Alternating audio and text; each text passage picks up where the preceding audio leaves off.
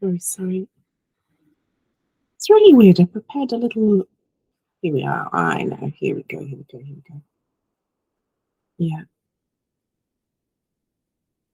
Oh, yeah. The other thing I wanted to say was because this session that we are going into now is going to, I feel, be quite rich. Have got a lot of content. I would ask maybe that we leave any questions and comments to the end. So let the speakers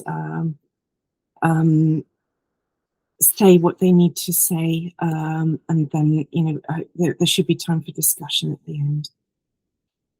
Okay, so I'd just like to say a couple of words to welcome our very courageous speakers this morning, Samantha Baldwin and Jane Kelly. Samantha is a lady who I met online, or became aware of her story some years ago, and I was lucky enough to meet her in person a few years ago. I have Samantha in my thoughts a lot because many of us who are going through the family courts are not heard. Our allegations, our evidence are not acted upon. We're disbelieved, we're mocked and ridiculed, sometimes bullied online. And all of these things have happened to Samantha, except for that she also went through the extreme distress of being mauled through the press as well, on social media as well. The thing that really gets to me is that the worse the abuse that you raise in family court cases, the less likely it is that your allegations will be believed and acted on, regardless of the evidence. There are two professional people, one psychiatrist, one lawyer, both people with a lot of experience, both people with direct experience of family court cases, who have said that when child sexual abuse is raised, 100% of cases, or maybe close to 100% of cases, there may be a couple of outliers, end with the child being transferred into the residence of the very person who has been abusing them. This is something that we need to recognise as of extreme concern to the public. This is a reason why I believe, and I'm sure many of you believe, that the family court scandal is something akin to the post office scandal, Rotherham and the Catholic Church rolled up into one perfect storm of absolute horror that is happening to many, many people. So I'm very grateful to Samantha for having the courage to come and speak to us today. And she'll be followed by Jane Kelly, who's a grandmother who had the same happen to her son. So this is a very interesting perspective.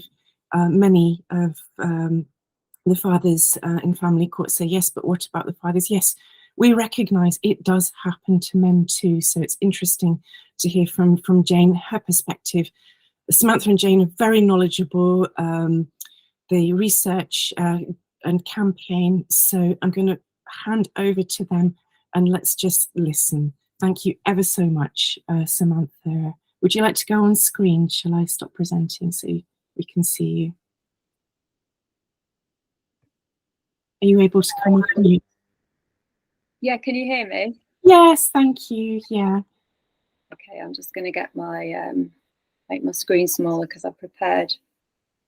Yeah, that's it. I decided I had to prepare something to read off, even though obviously I can talk about what's happened. I just think it'll help prevent me from going off onto different tangents and deal with nerves and things like that. So very understandable. But yeah, thank you so much for putting this event on, Natalie.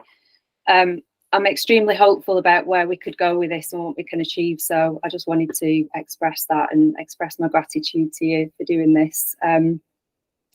So I will start. Can everyone hear me okay? Is my voice clear enough? We can hear you. Okay.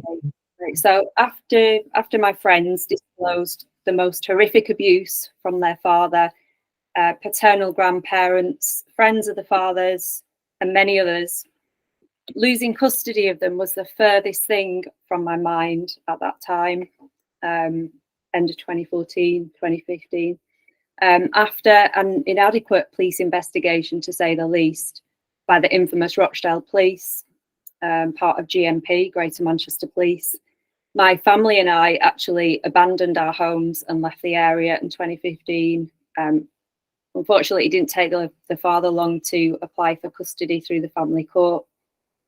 At the time, I didn't really fully understand the process. There would be hearings whereby orders would be made for the release of police disclosure, social services disclosure, GPs disclosure, etc. And I remember the judge looking at me sternly whilst saying that I had made some extremely serious allegations against the father. I assume that the judge, after watching police interview videos of my then 3 and 7-year-olds describe some of the horrors inflicted on them, would know that they were telling the truth. But instead, the judge said that my eldest son didn't show any emotions during his interviews, therefore they weren't true. He said that the interviewing officer's interviewing technique was flawed, so would therefore discount the whole interview.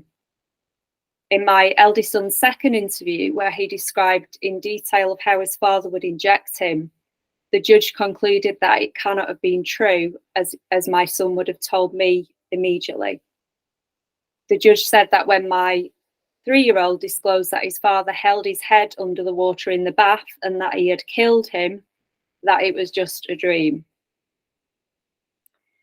The judge asked me if I believed my sons when they first disclosed about their father, and because I said yes and didn't doubt them, it was used against me. He said many mothers don't believe their children.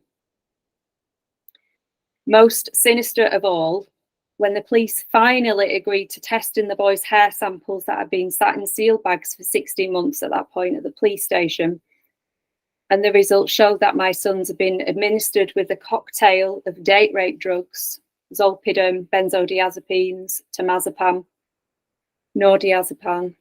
The judge concluded that I had given my sons drugs to set the father up. This is in spite of all of the evidence, my eldest son's disclosures, his police interview, the fact that I asked the police to test the boys' hair samples, and that I brought the evidence into the family court. Never been arrested for that.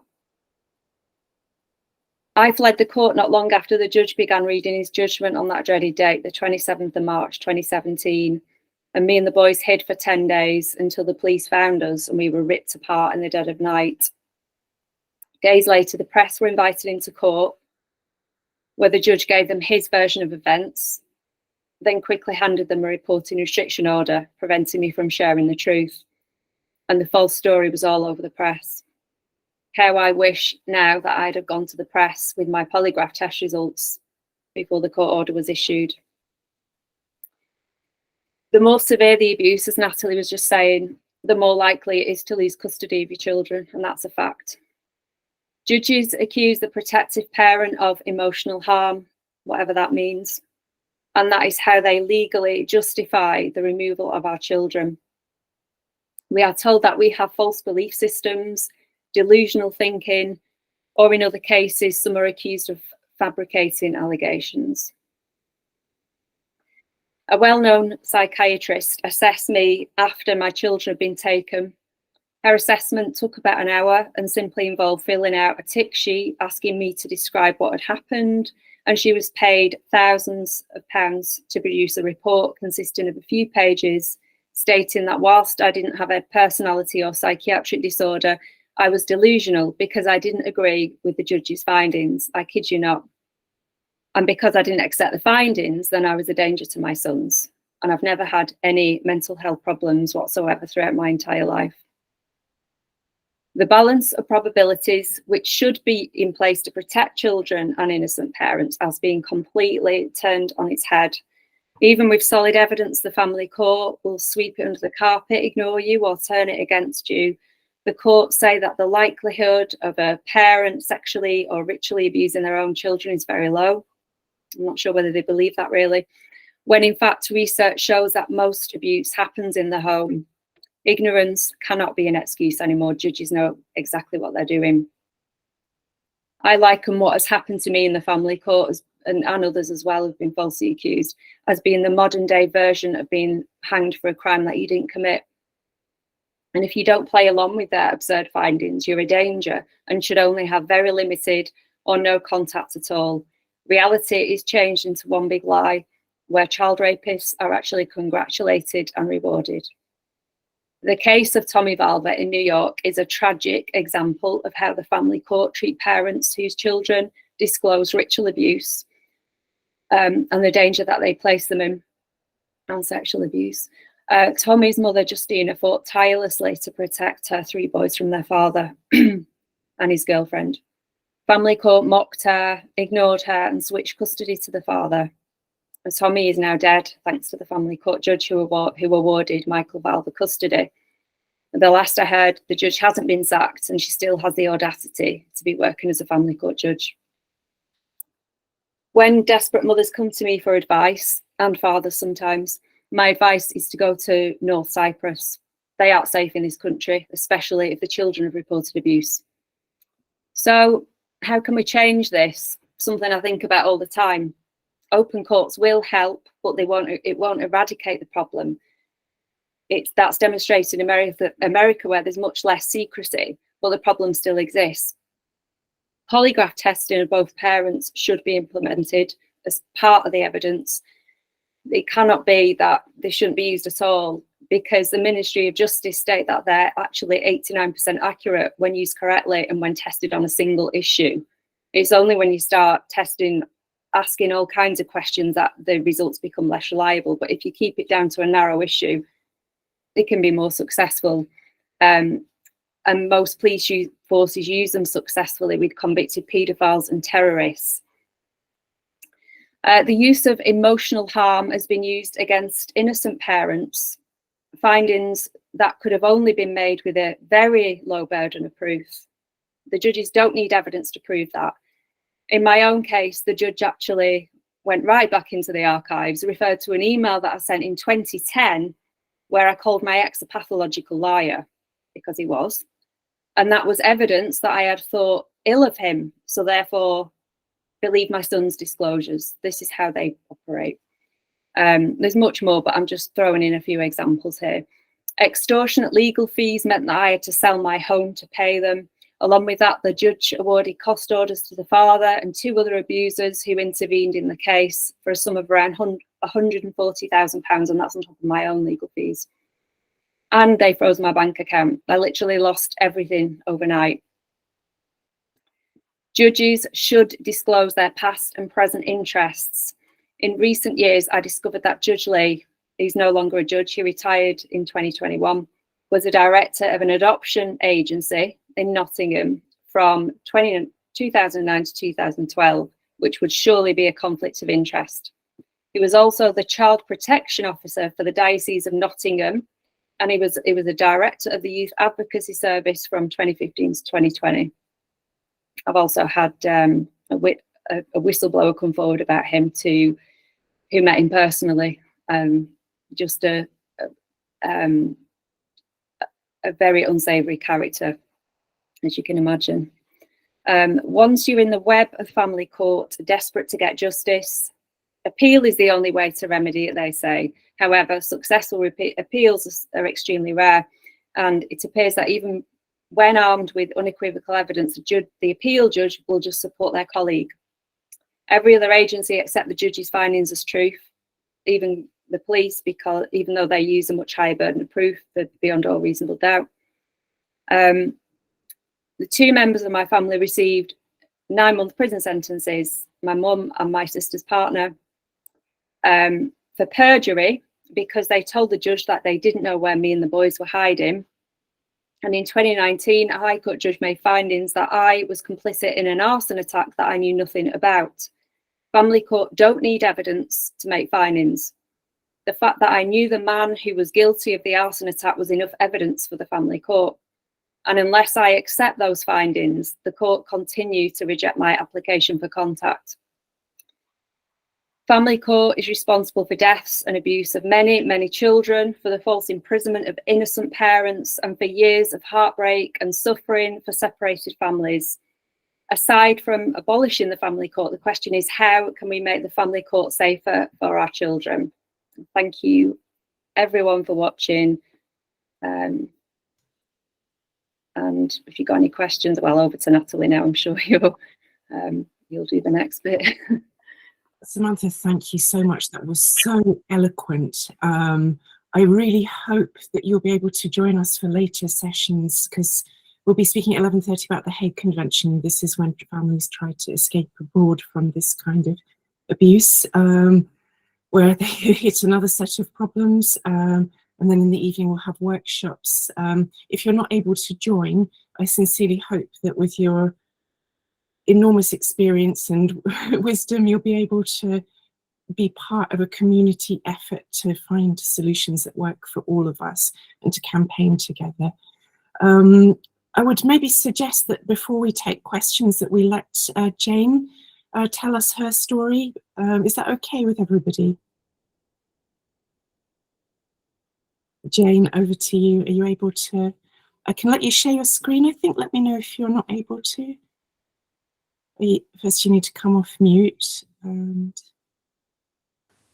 I'll just sort my screen out because it's sliding down. Hello, everybody. Hey, Jane, welcome. Thank you so much. Thank you so much, Natalie, for this. Yesterday was just a real eye-opener, and I really appreciate all that you've done, all your hard work in this, and giving everybody a voice. And let's see what we do going forward. And you've got my full backing, and I'm sure everybody else that's coming and giving their weekend up is backing you too. So yeah, we will win. Ultimately, God does win.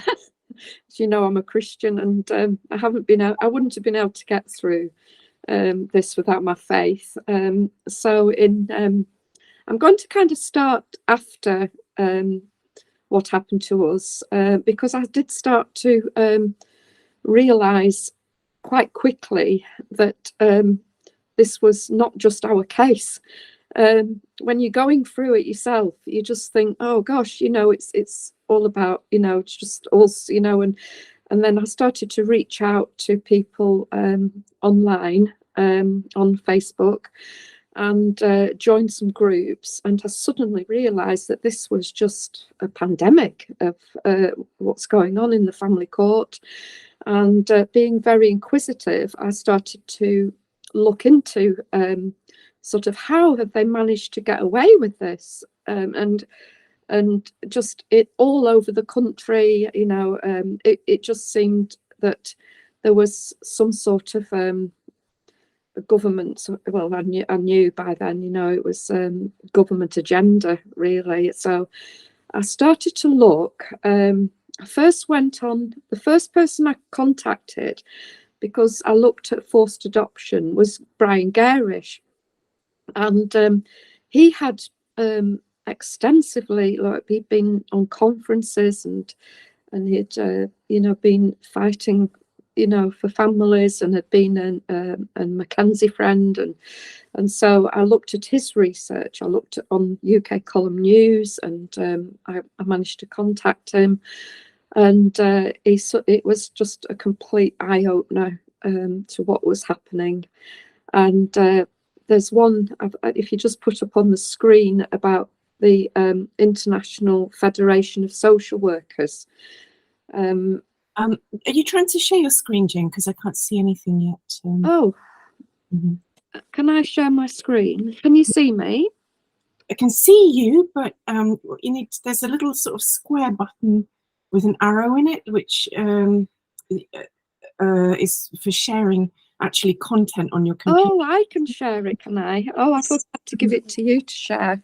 Okay, that's why I sent it to you. Oh, I'm so sorry. Yeah, that's okay. I wouldn't have had, I think, time to. So whereabouts is that? Is it at the top there? Should be at the bottom. You're on a computer. Oh well, no, I actually can't, because I'm on my iPad, and all my content is on my phone. Oh right. So never mind. Hang on a minute. I've got all of the stuff that you sent me here. So just, I didn't know I could do it. I'm not very oh, don't worry, not it's very technically minded. Well, anyway, so I looked first of all at the UN and the International Federation of Social Workers, and in 2012 they'd had a meeting at with all the countries, a global meeting about the strategy plan for the New World Order.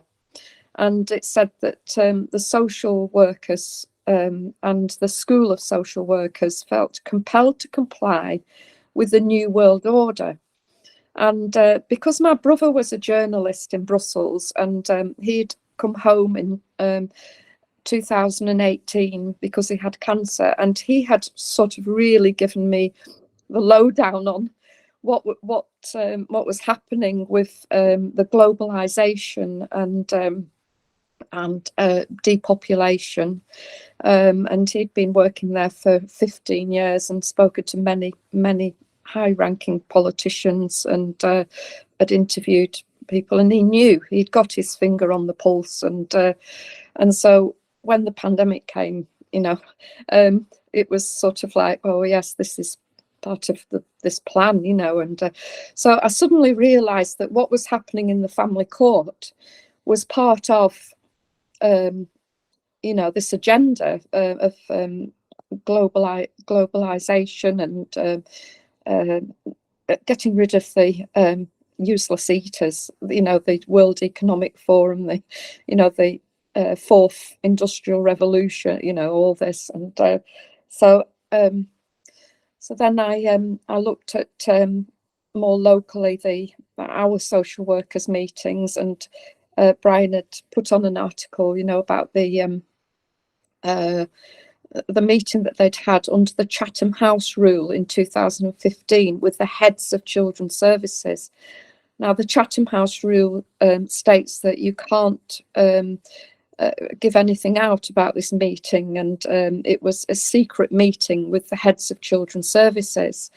And I believe, and some of the tweets that came out of that meeting was about the agenda of taking children, the court orders, and not assisting anymore, and with helping families and supporting families. It was more about the vulnerability scores and the data collecting, and using the system of the triangular system of abuse, the score system of finding vulnerable children so that they could take them, because we knew that they were closing down the family centres, the family support workers, all that. They were taking the funding away, so it was more about child protection rather than the support. And I'd been running a toddler group for many years, and I'd noticed this within the community, that they were taking away support. This was in 2004 between 2000 and 2004. I'd noticed that funding was going for anything to do with the children, and I was working with the health visitors. They were coming in to the toddler group, and they were saying the same thing, that that they were taking away the support. And so let me just look at my notes a minute, because I don't want to go off track. So at the same time, they were Tony Blair had done a paper called Care Matters, and this was so I read all about that, and it was bringing in the privatization of social services. So when I'd been a foster carer in 2000. I wasn't very long, because I whistle blew and they got rid of me. I'd found out about abuse that was happening within the foster care system in my town, and instead of sorting that out, they got shut of me, because they didn't want a whistleblower. And anyway, so gosh, I've lost my track again. Sorry, it's part of my, because of the trauma that we've been through. We do lose our track of thought. So yes, let me just think. So sorry, I'm a bit nervous. I haven't done this for a while either. Just remind me where I was, Natalie, before I said about the fostering. Yeah, you said you had lost your job as a foster care because of it being a whistleblower. Yeah, but they were taking it. So the privatisation. So when I was a foster carer, there was only one private fostering agency, which was a Catholic fostering agency. But now, you know, since the privatisation of fostering and adoption, they are, you know, they're all private. So so I just started to look at how they'd set all this up, and there was a regional adoption agencies. So they're called RAAs, regional adoption agencies, and every council sort of they grouped together in the areas and made these big regional adoption agencies. And so what happens is the children are then sort of shipped out once they've been taken through the courts. They have like interagency fees, so they give them to the regional agency, and then the government give the council between 37,000 for every child. So there's your incentive to take children. The council social workers, so they're given amounts of money for every child that they've taken through the court, and then they're given into these regional agencies, and then under the regional agencies are many of these voluntary adoption agencies and private foster care agencies, and so they have interagency fees where they can move children from one of these companies to another company, because they're all corporate companies, and they're sort of barter, you know, selling the children to between agencies. And another thing that Tony Blair's Green Paper did, and the subsequent Vision for Change paperwork, was that policies and procedures was that let me just think what I'm saying. So yeah, so the guardianship, so they before all of this, they had sort of they did checks through guardians that lasted years of children that were adopted, and so that they could keep an eye on how the children were doing, and you know, so, and they just got rid of all of that as well, so that there was no sort of finding out, you know, how they were doing, the children. So and when they go into the private system, there's no way of doing freedom of information, you know, or finding out where the children are. So it makes it very easy for them to literally disappear off the face of the earth. And this is the research that we're doing now, is you know, finding out these individual adoption agencies and private schools and private children's homes, and very hard sometimes to find out, you know, who own, you know, where they are, the private homes, because anyone can set up a children's home. And we found, you know, well, we do know social workers own their own children's homes, psychiatrists, doctors, judges. A judge in Peterborough had 3 children's homes. She's subsequently retired. We do sort of finger them, you know, expose, and they tend to disappear. Social workers move around the country.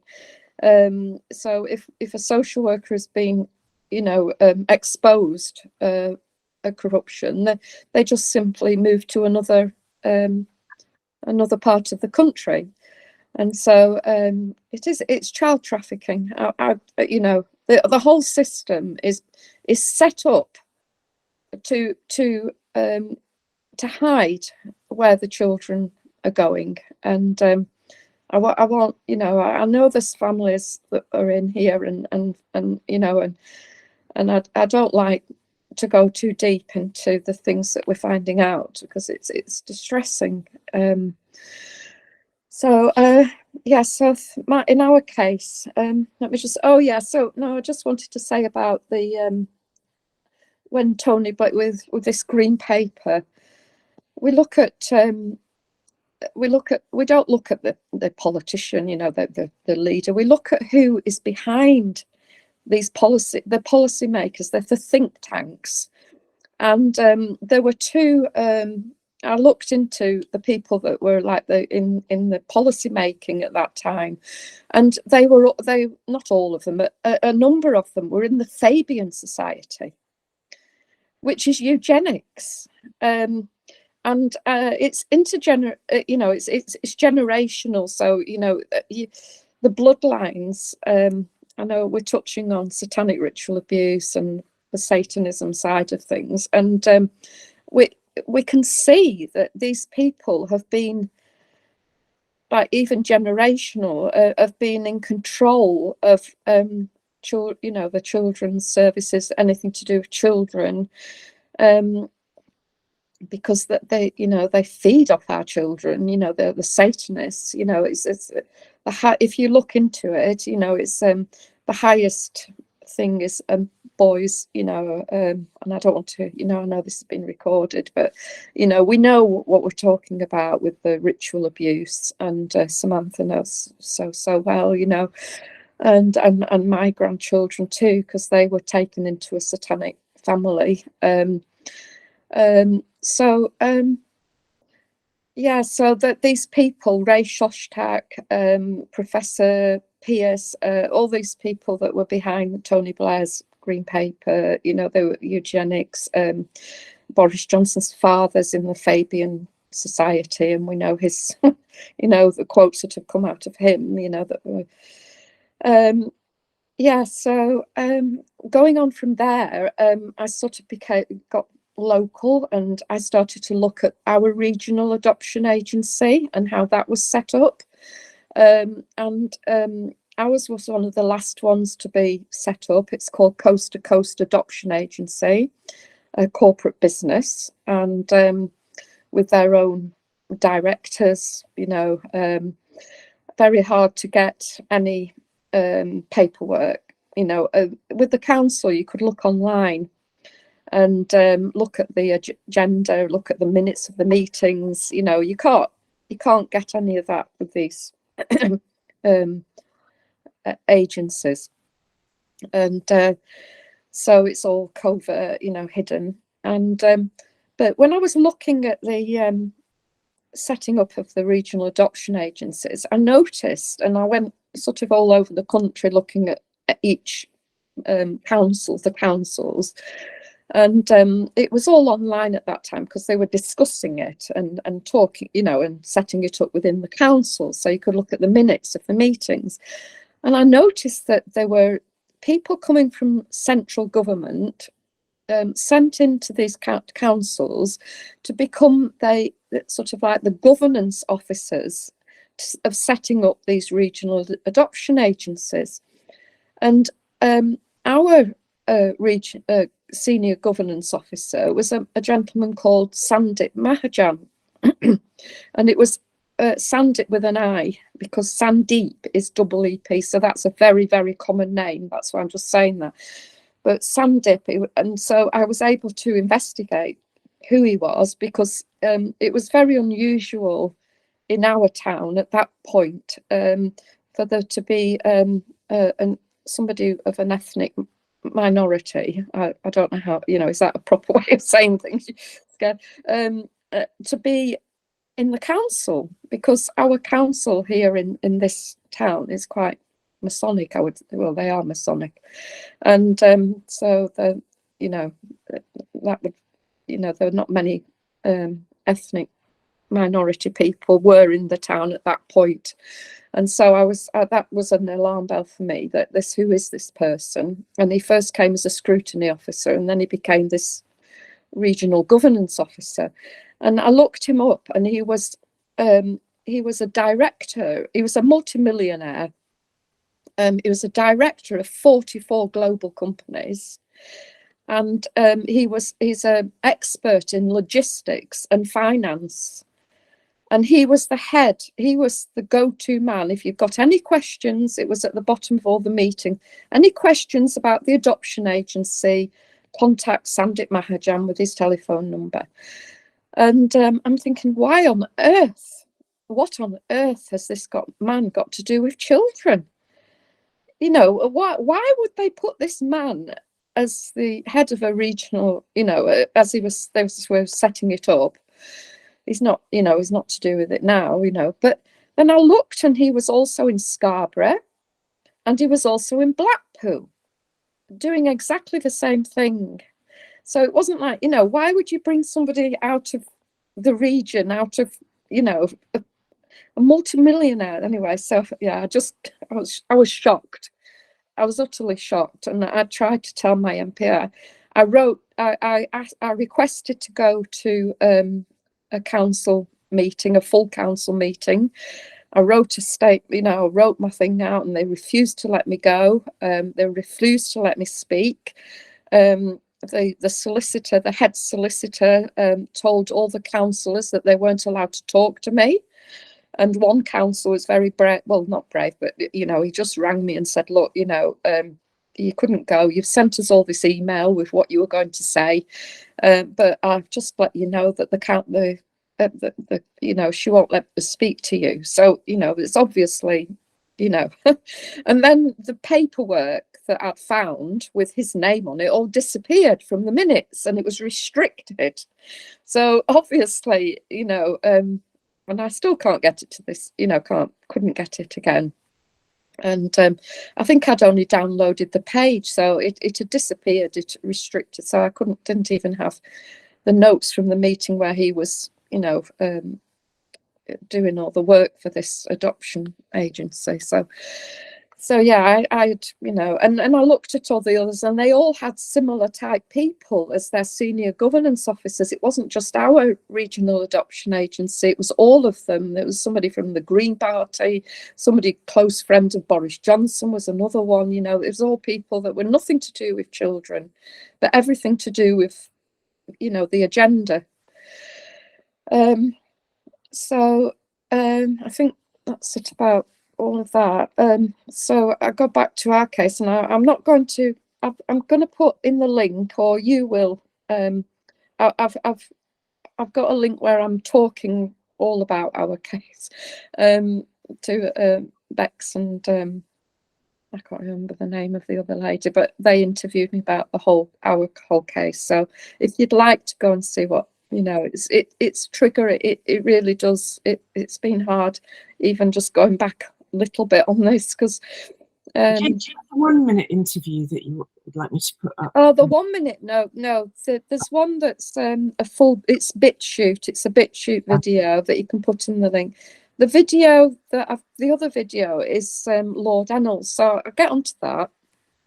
So in our case, so the children were taken out of the house by somebody we thought was a social worker, and it wasn't. There was no social work. My son reported domestic abuse and child abuse, and he was ignored by the police. He did a 2.5 interview with a wonderful PC, but obviously my son's partner worked for the police. He thought she was a police officer because that's what she told him she was, but we found out she was just a civilian volunteer in the end. She was very much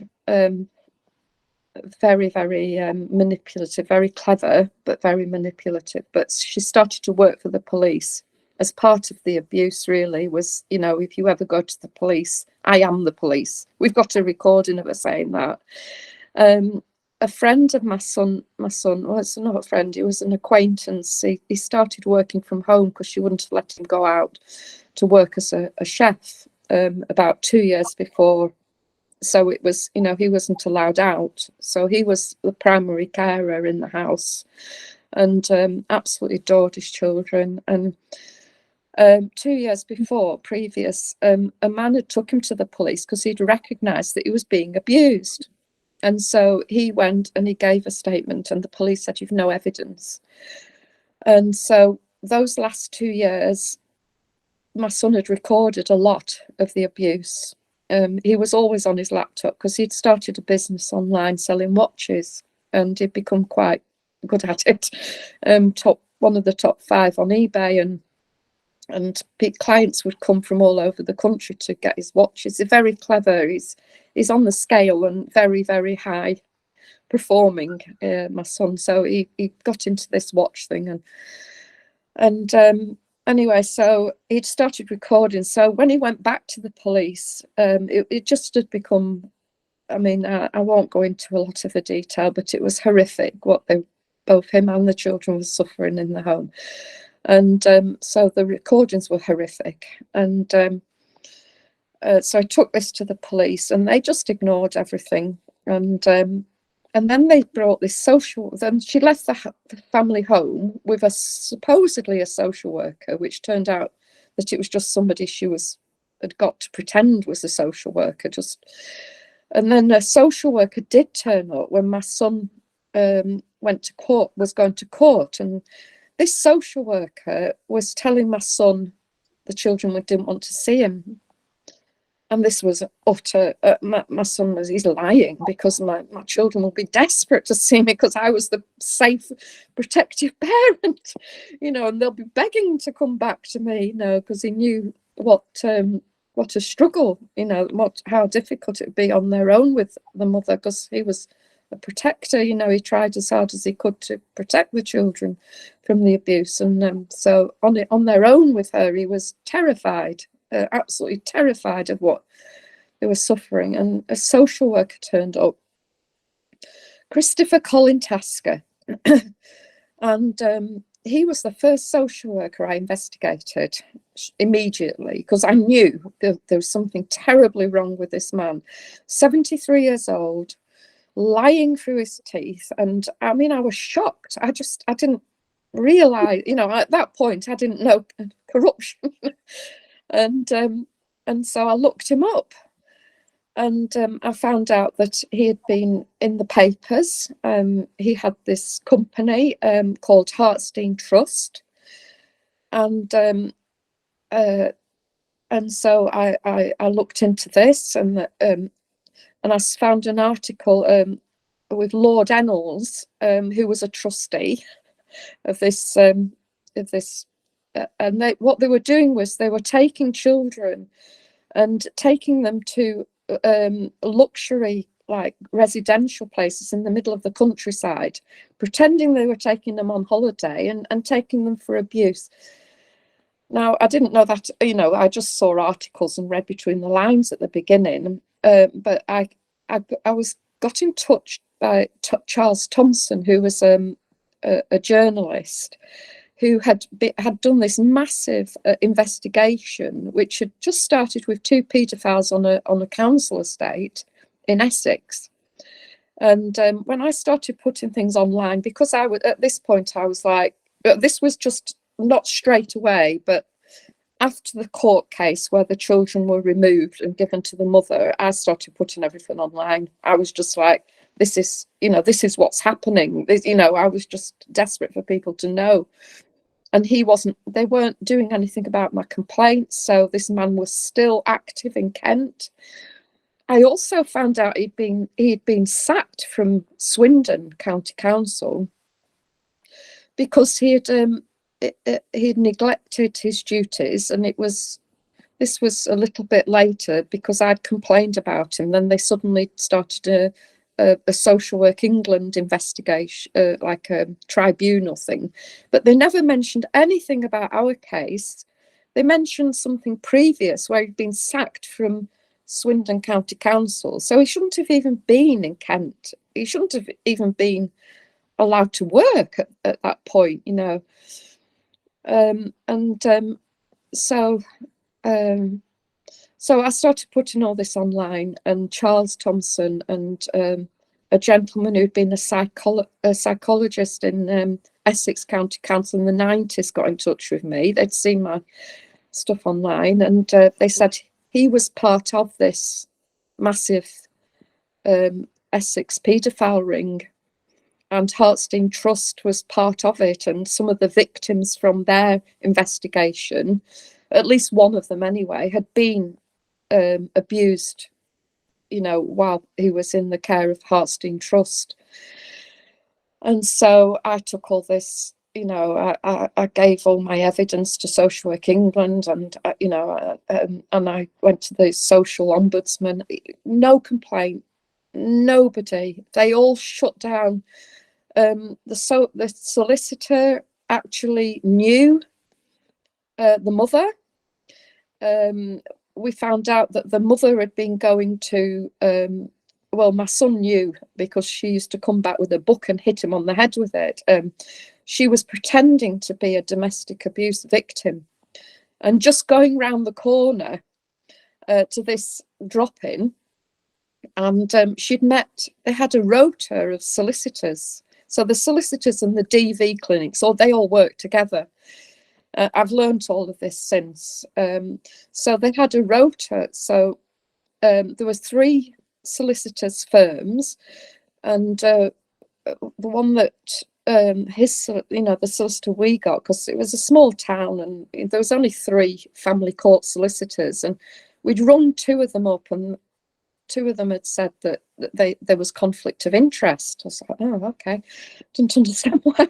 Didn't understand all this language, you know. So we rang the 3rd one, and she said, oh, yes, you know, I'll see him immediately, you know. But she'd been going to this domestic abuse clinic where this solicitor worked, and they were both Italian, and they knew each other. And she'd given her contacts with the police, and looking into all of this, you know, I became a bit of a predator investigator. Yeah, so it was just one whole club, all clubbed together, you know. They knew each other. I remember ringing the police, getting through one time to the department where the crime reports had gone, and somebody must have said, oh, it's something to do with that case, you know. And when they picked the phone up, they went, hi, Luce, you know, that was her nickname, but, you know, like they knew her, you know, they were like friends with the mother in the police station. And so there was no, you know, there was no way that we were ever going to. And then we got the social worker changed, and the new social worker was still in university, very young lass, and I had a meeting with her just to, you know, when we first got a new social worker, I think this is it, we're going to, you know.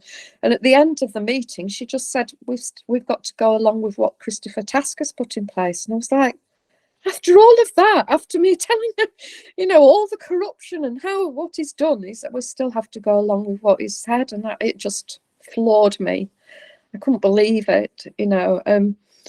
But in the end, she did say that they hadn't recognised that the children were being abused on their own, you know, while they were with their mother, and there was hard contact. I think my son saw them 3 or 4 times. And there was, so she was going to, the final hearing was for them to come back to the father. And she abducted them 2 weeks before the final hearing, and she abducted them.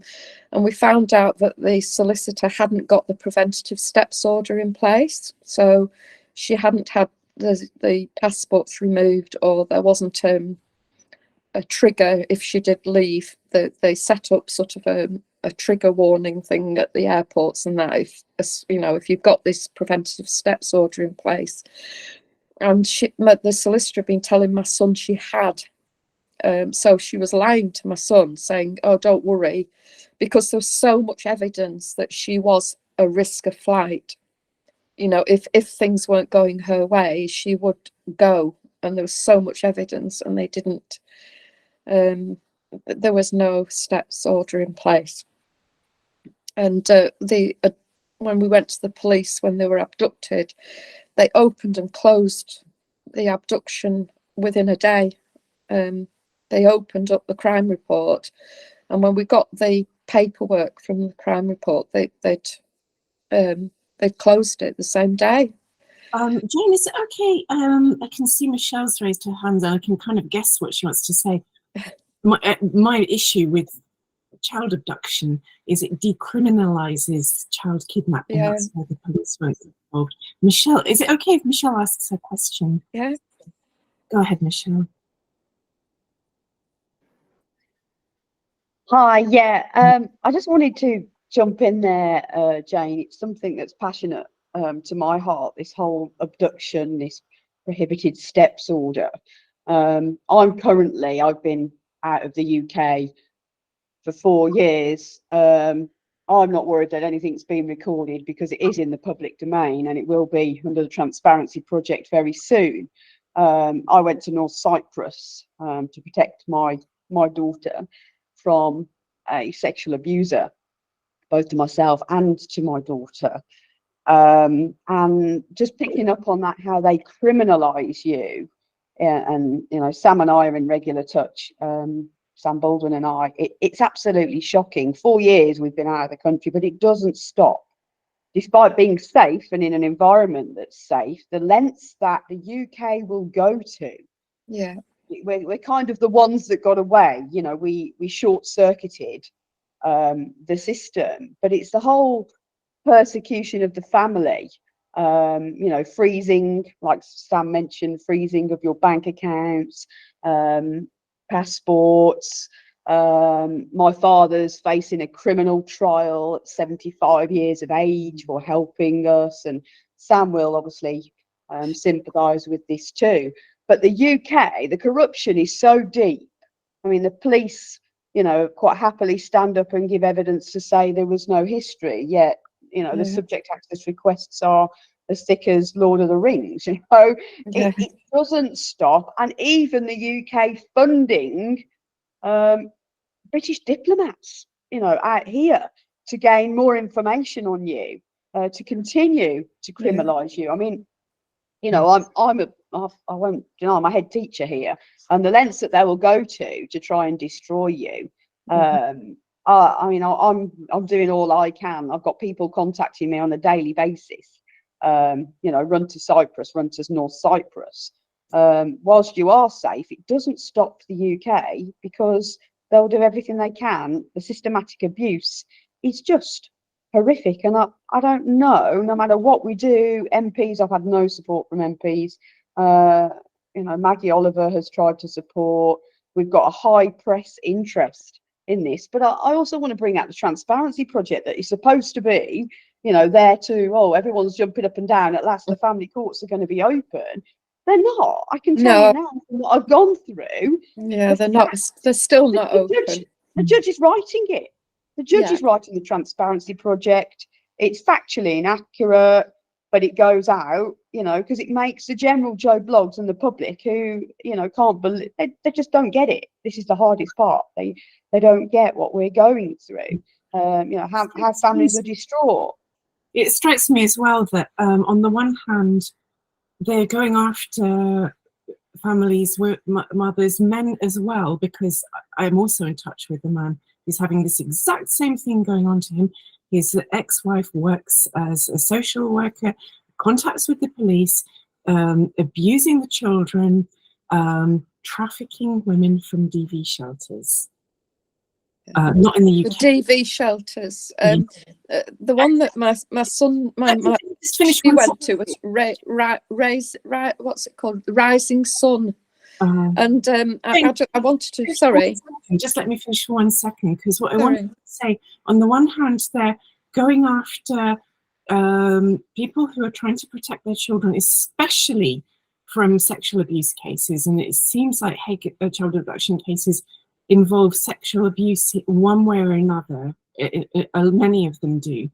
But on the other hand, if there is an actual risk to the child, like you said, there's a flight risk, and the parents are alerting the family courts because that parent is abusive and they're a flight risk, and I've been there as well, they will not protect the child. No. And I'm in touch with another mother who is in this exact same situation as well. Right now, her child is gone. She warned the courts and they did nothing. Yeah. Yeah. Sorry for interjecting there. Just The social worker, my son, you know, when we found out the day of the abduction, and the social worker rang, and my son said, it just was in bits on the phone to us saying, I told you this would happen. I told you over and over again that this would happen. And you did nothing, you know. And, you know, that social worker, bless her heart, just shows what social workers, the Christmas after they were abducted, she rang him on Christmas Day. And my son rang me and he said, I couldn't understand a word she was saying, Mum, because she was sobbing so hard.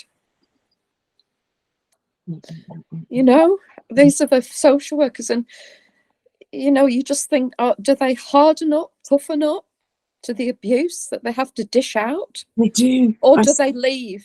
Or do they start drinking? Do they take drugs to cope with what they're doing to our children, the good ones? I'm in touch with a woman who was adopted and went into social work, and she's saying, this was not in the UK, and she's saying that basically you kind of get indoctrinated and you don't really understand what it is that you're doing, because you normalize it, and you have normalized it because these things happen to you as a child as well.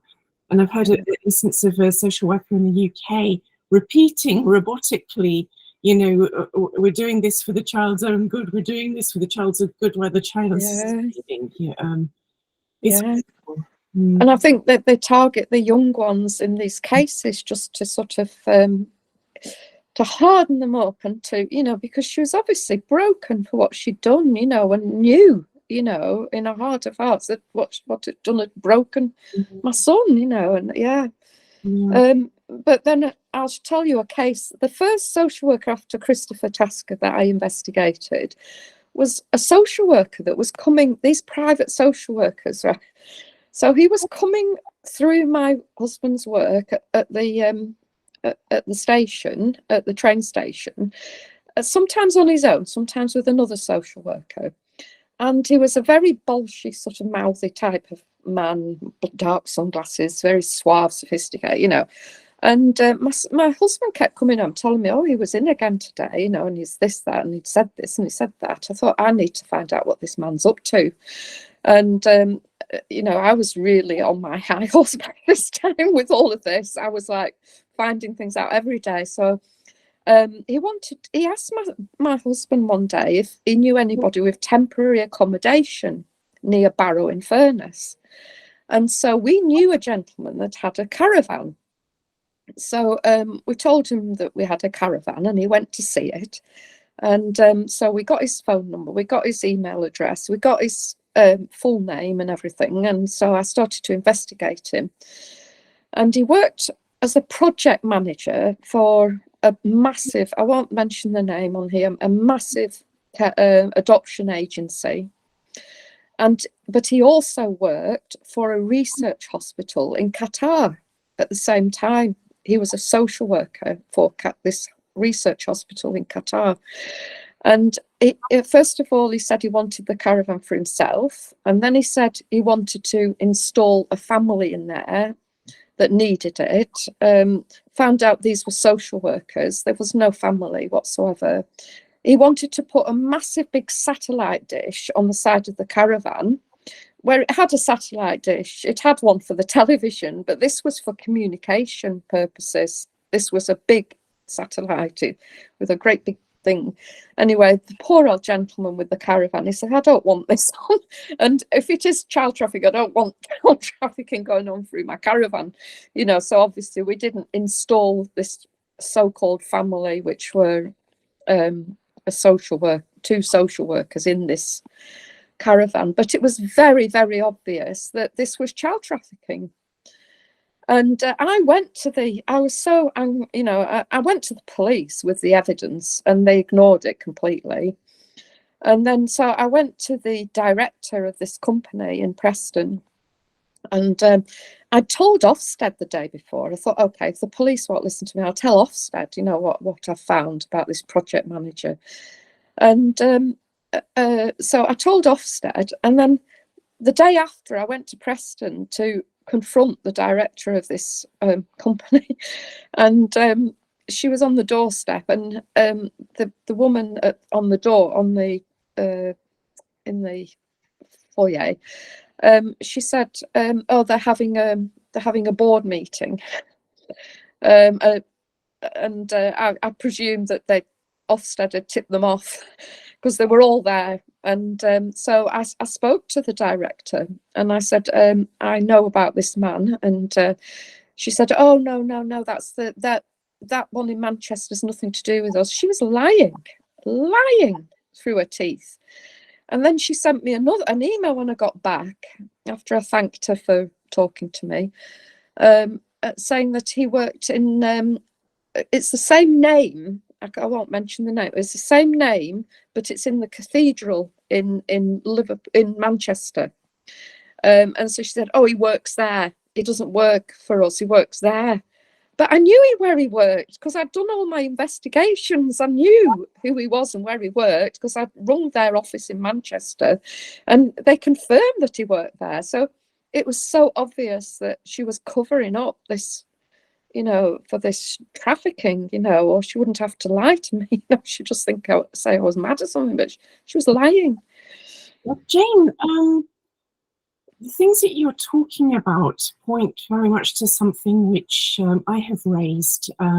Together with other women, we have written a letter to try to get support from organizations and individuals that we believed might, be sympathetic to us, raising exactly the concern that we feel that what we're dealing with, and the reason why the family courts will not protect victims of abuse, is because of institutional and elite, I'll use air quotes because these are not elites, but because of their behavior, is very shabby, high level child abuse and paedophilia, which there are lots and lots of stories. I mean, people may not be aware, but if you go online and, for example, look up Dolphin Square, that was a huge scandal involving senior UK politicians and others about the sexual abuse of young boys. These things have never been dealt with, really. No. The Essex paedophile ring, they were all elites, they were like politicians, and they were the boys were showing them the addresses. The boys were going with the investigators, with Charles, or the people that were helping them through the charity that they were helping through.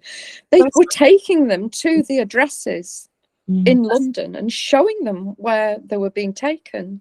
There was one, and they ignored everything. They ignored it all, and they treated the victims horrifically.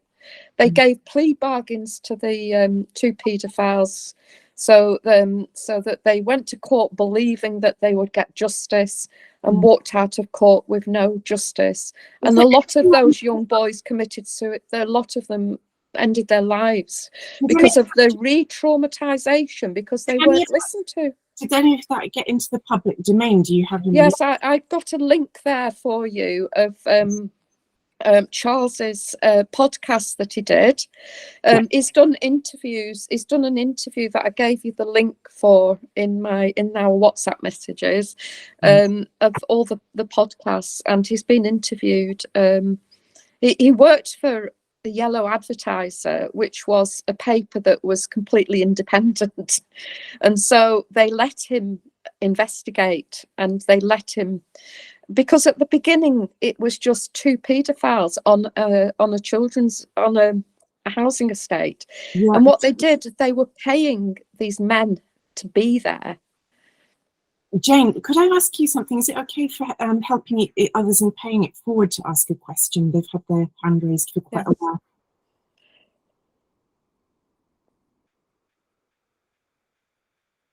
Hi. Hi, welcome. Hi. Hi. I made the dog got startled then. Haha.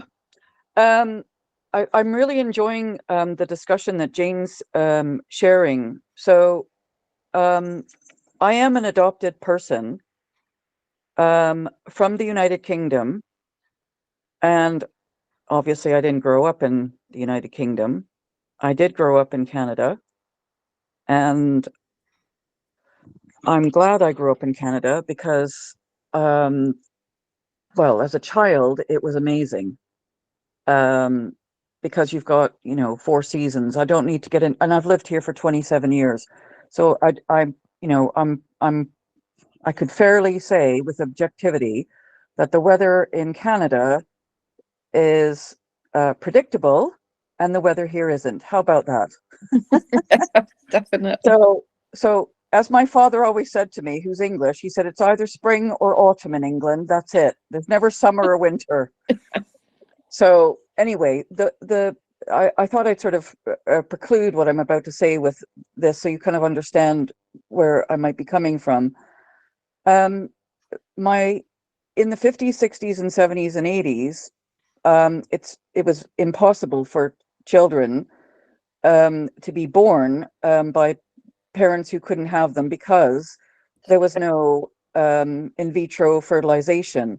Birth control pills were only made available to married couples from 1966, I think, if I remember.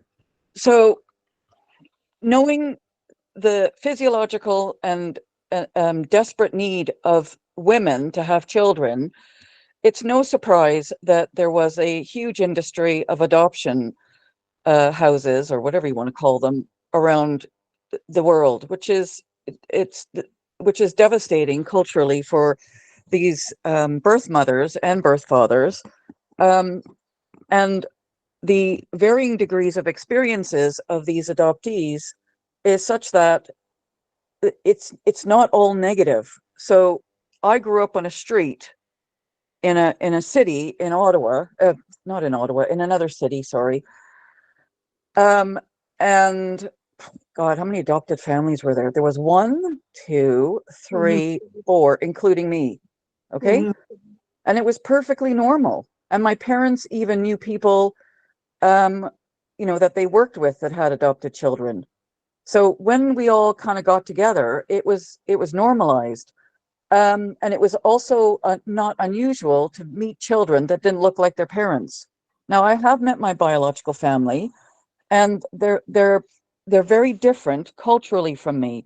And because I'm older and probably been bashed about a bit more in terms of, wisdom, I don't look at them and say, why can't they be like this? I look at them and just say, well, they're not the same as me. They're different.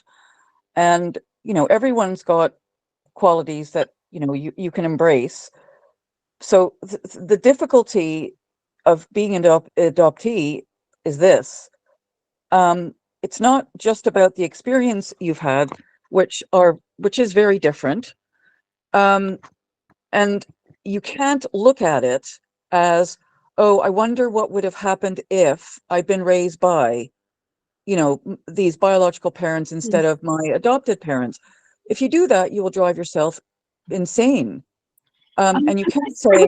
I'm so sorry, because I can see we've only got 12 minutes left, and we need to finish the sessions today on time because we've got them back to back with no breaks.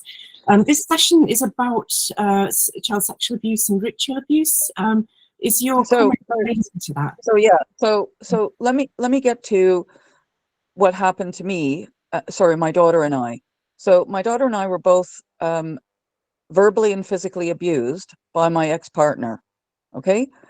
Now, there is a propensity of people like me to find themselves in abusive relationships if their parents are in an argumentative relationship. I am generalizing because it is normal for the man and woman to see that kind of dynamic.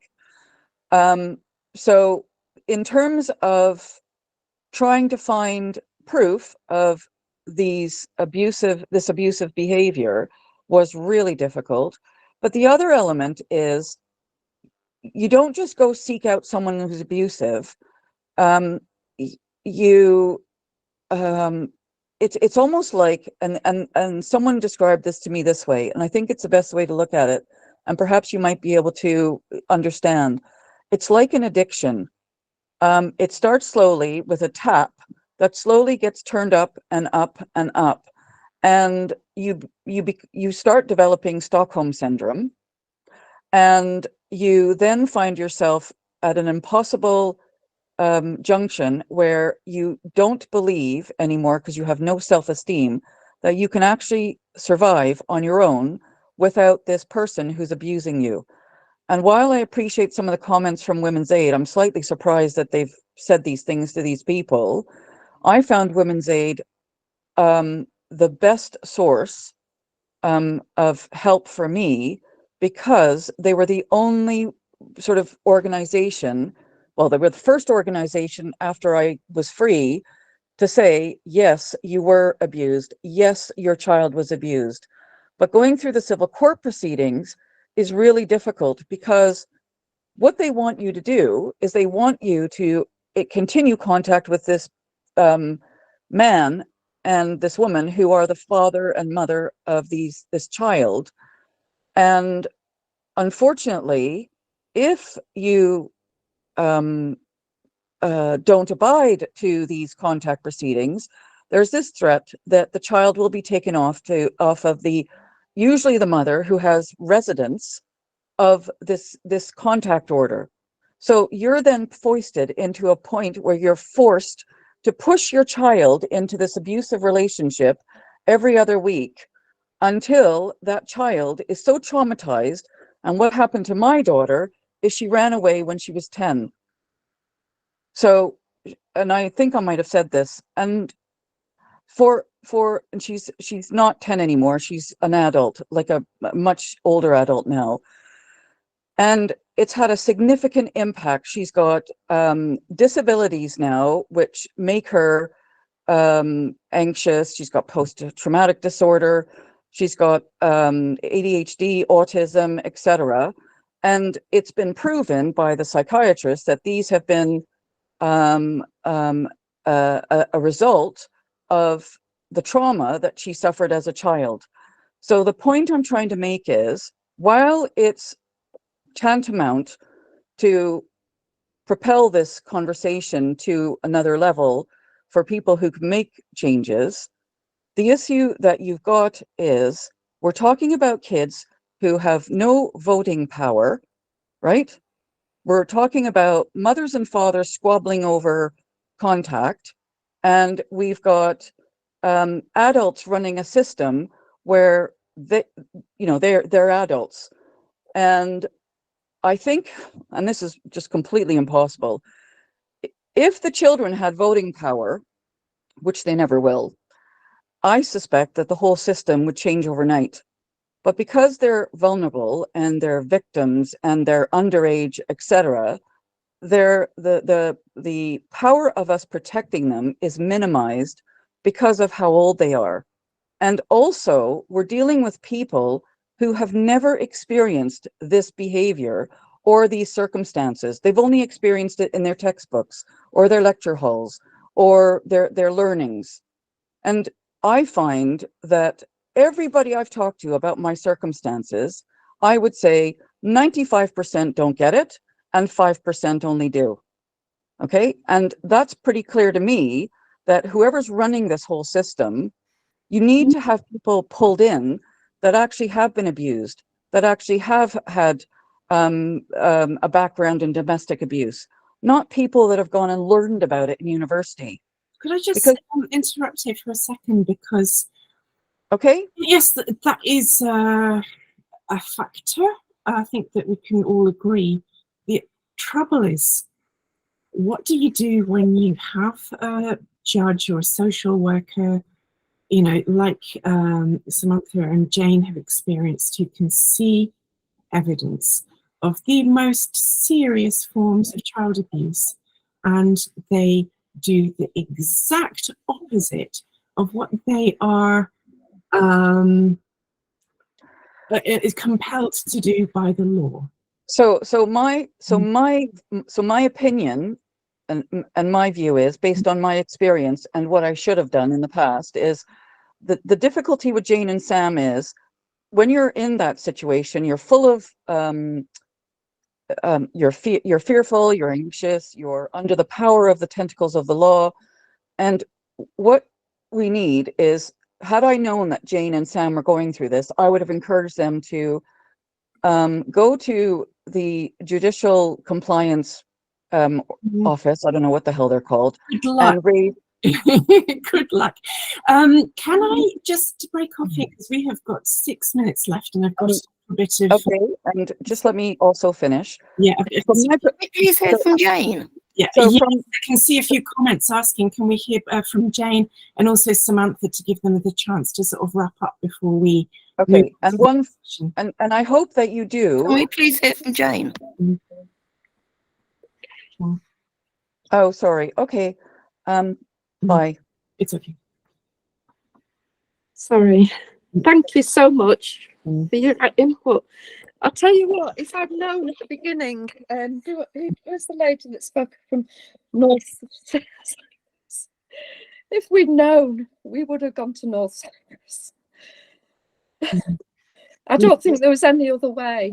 There was no other way. What I'm concerned about is that there are people right now putting intense pressure on the UK Parliament to shut down the escape route to Cyprus. There is a lot of political pressure on Cyprus, because, Northern Cyprus I'm talking about, sorry, because that is a different country. What we're dealing with is lobbies. We're dealing with the fathers' rights movement, who do not want mothers who are trying to protect their children from all forms of abuse to have an escape route. We're dealing with the international lobbies who are pushing the Hague Convention on countries, the Hague Conventions on countries all around the world, because they want to legalize, on the one hand, the trafficking of children to abusive partners, whoever, whether it's men or women, and on the other hand, they want to stop people who are being abused and who are seeking help and unable to secure it from having an escape route and access to their right to asylum. This is what we're going to talk about at 11 o'clock. So I think we've got to really get mobilized here, because they will shut down Northern Cyprus if we're not very careful. Let's go back to you, Jane. I'm so sorry. Oh, that's okay. That's okay. I'd practically finished anyway. I just wanted to say about the Masonic sort of very quickly, just so people are aware, because this has been researched over many, like 4 years, but we realise that they do signalling, these Masonic companies and these people, and it's just so that you're aware, anybody that's going to watch this in the future, that there's certain ways that they signal to each other. So they have their codes, and so there's Lego is a code, a paedophile code. Would you believe it? Lego. There's the signalling on the foster care company websites. This is what I wanted to really get at, is that you can even see which ones. There's ones with this sign on, future fostering, I think it's called. These signs that they give signs. They have children with like a wink, you know, or covering one eye. I mean, we've seen that on some of them that are trafficking abroad, and they'll have children with their eye covered. So that they're signaling to each other. The Lego thing, we went to, there was a place that we were investigating, and there's a company that's got chapter in its name. I'm not going to say the whole word. Chapter is another Masonic signalling. So I know this is about satanic abuse and that, and they are Satanists that have these companies. They are trafficking children for abuse. They take them to these huge so-called residential schools out in the country. They're on the Yorkshire Fells. They're right out in the country. And we saw this one place, and there was a sign outside that had a children's cartoon face with spiky hair, just on a post outside the gate, with spiky hair with a number underneath. And when we put that number in, it went to a monster Lego hooch with claws. And that is a signal, that's a sign. You can come here and you can abuse the children in this. This was the place that was next to a residential school that we were investigating. It was a children's adventure place right out on the moors. And this is what they're doing. The children that are shifted from one place to another place. We've been to a caravan site in a seaside holiday place. I won't mention. We went there to caravans, and they're holding children in caravans. There's connections to Clinton. We know ports, free ports, and I hope that this comes out in this Freeport, Teesside Freeport, because some of these people involved with the free ports are involved with the child trafficking. There are submarine companies that we know of. This is as big as America. I can't tell you how big this business is with the child trafficking and how many people are involved. And Lord Ennals, who was Hartstein Trust, he was one of and Baroness Faithful was another of Hartstein Trust trustees. They took all of that information. When I found out, they took it down off the Charities Commissioner's website, that all the names of the trustees. So if you go on Hartstein Trust now, you can't see the trustees' names. But Lord Ennals' son is now head of safeguarding up in the northeast. So this is generational.